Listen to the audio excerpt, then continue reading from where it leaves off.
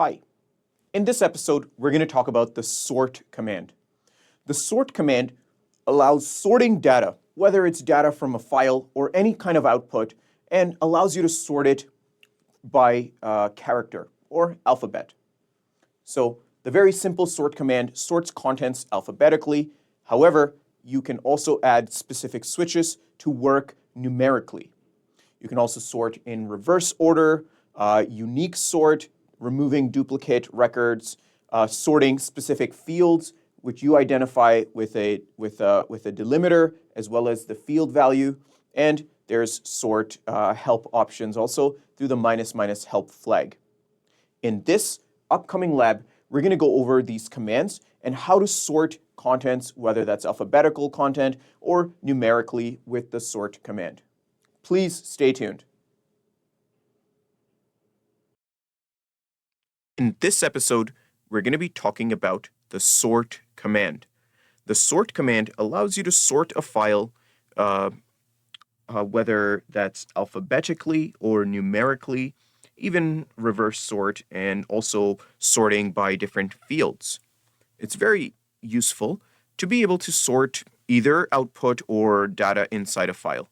So again, let's take a file that we currently have. Let's show this in activities inside files. I have a file called NBA, and these are all the teams of the NBA and their record. Now, I can see it's already sorted, right? A is first, W is last. It's already sorted. However, let's say I want to sort this further based on something. So I can say sort -R, NBA, and now you can see it's been sorted, in this case, the other way. You can also sort specific fields if this is a delimiter file. So I can say sort -T, which is my delimiter, which is the colon, and -K for which field we want to sort by. So I'm going to say the field we want to sort by is the first field. And then give the name of the file. And again, you can see it's been sorted based on what I am doing.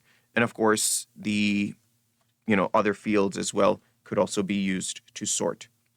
So again, sort is a very useful way, and it doesn't only work on files, it works on commands that I can give right now. So I can give some input, let's say Toronto, Tokyo, and Taiwan. And when I'm ready to sort, I press Ctrl+D, and it goes ahead and sorts my input for me. So sort is a useful way, of course, and you can use it along with all the other commands to be able to process data from files a little bit easier. Thank you for watching this episode. I'll see you in the next one.